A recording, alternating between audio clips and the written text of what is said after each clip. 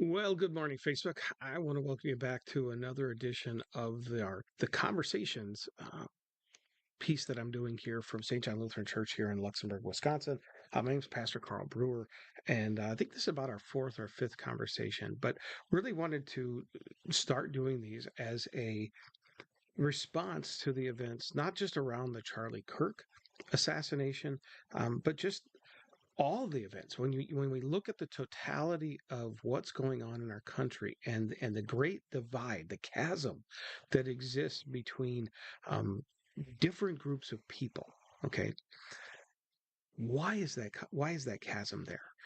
If we're going to bridge that chasm, if we're going to bridge that divide, we have to find common ground. We have to have conversations. We have to have the ability to have conversations with each other in a genial, constructive way. And that's where we've reached a point where we can't seemingly.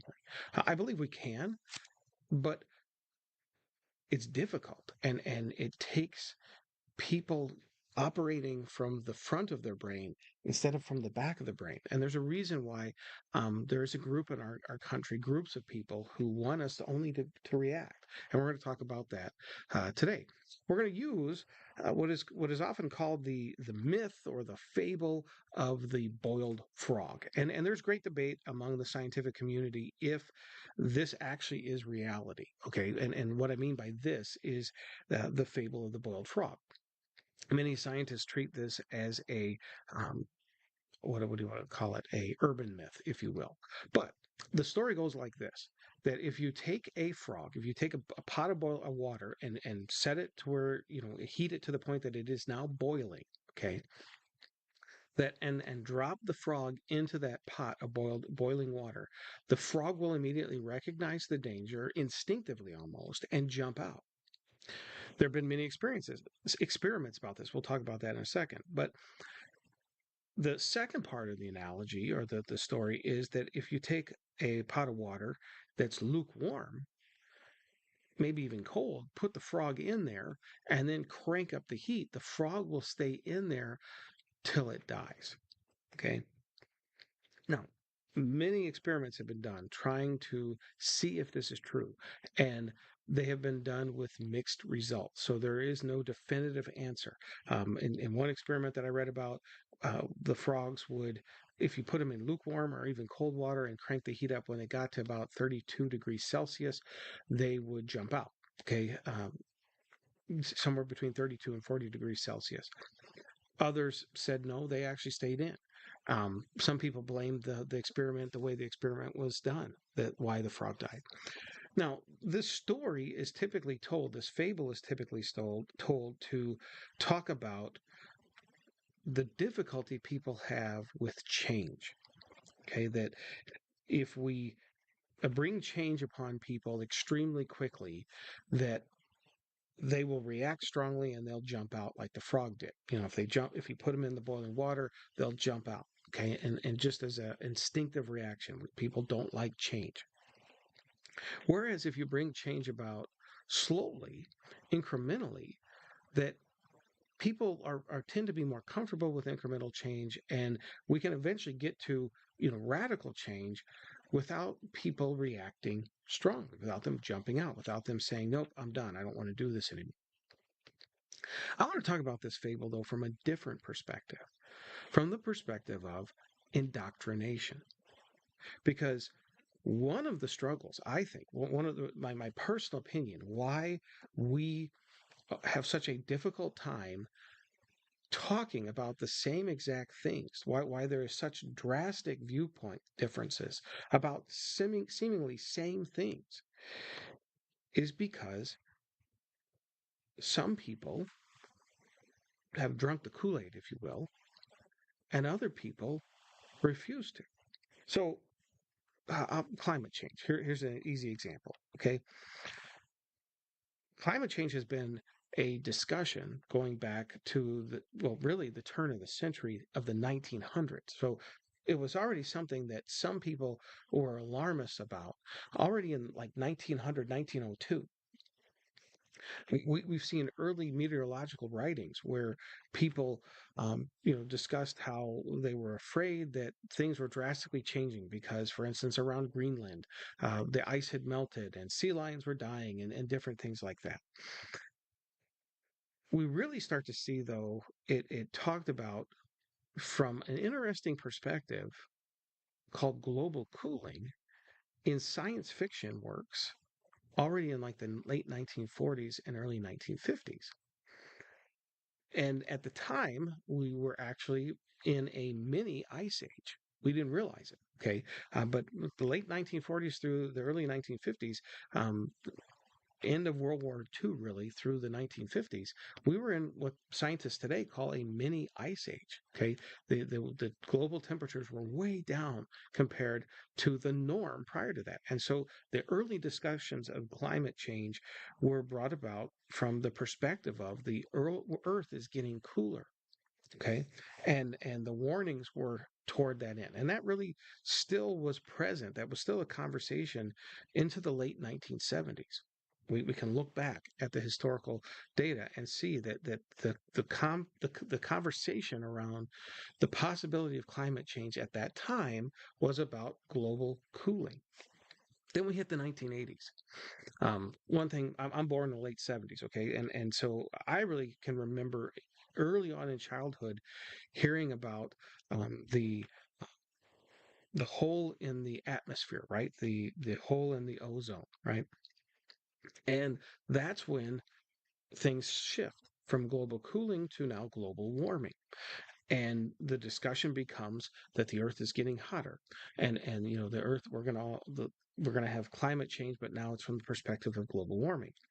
And a lot of it was because of fluorocarbons and different things that were being used. Aquanet was the was the big blame in the 80s. Women wanting to hold their hair up, and guys for that matter too. And in this big hair, it's because we're spraying all these fluorocarbon chemicals out of the cans. That's what the propellant was for putting that Aquanet on people's hair. So that goes away. Drastic change. We even have unleaded gas get introduced, and so that there's other global issues with air quality because that came from that leaded gas. In addition to health issues, just in terms of cognitive issues related to lead. As the 80s turns to the 90s, early 2000s, we start hearing predictions that in 10 years, and that's always the number, 10 years, 10 years, 10 years, the world is going to, in essence, end unless we do something today. So, how do we have such drastic viewpoints about the same topic, if you will, climate change? Why are there people today who are like myself that are somewhat skeptical that there is actually anthropomorphic climate change? Um, I personally believe in uh, um, the Earth has a cyclical process of weather change that it kind of goes back and forth from. It vacillates over 30, 40, 50-year time periods. And sometimes it's a little bit cooler than other times. Sometimes it's a little bit warmer than other times. But overall, when we look at it in the long run, it has a somewhat similar pattern. Okay. And from a scientific perspective, the Earth is in a roughly equilibrium throughout that cycle. Okay. It's roughly the same if we look at the big picture, that it is not influenced by anything humanity can do. Humanity cannot knock it out of that equilibrium unless humanity goes into radical changes. Okay, and the reason I argue for that is the reason I would converse with you about that is you look at the actual output of what, for instance, one volcano eruption, one volcanic eruption, in terms of CO2 and all the other global warming gases, including water vapor, which is the top global warming gas, scientifically. One volcano puts out more of those chemicals than any human influenced event or multitude events. I mean, one volcano spews more CO2 than humanity has put in the air since the dawn of the industrial age.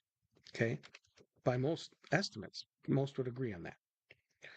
We also were in the late 1940s and 50s setting off all these nuclear arms and still are now underground, but we're in the open air atmosphere, which influence in a cooling manner.